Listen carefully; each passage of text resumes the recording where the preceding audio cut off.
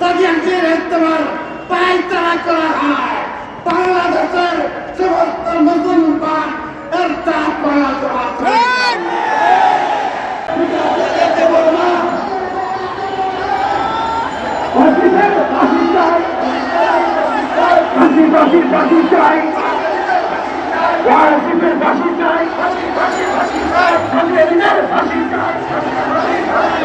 আমার গায়ের রক্ত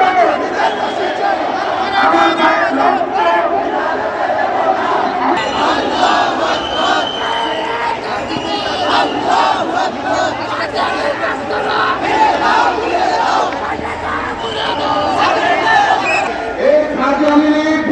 আওয়ামী লীগ দুইটা একসঙ্গে এক।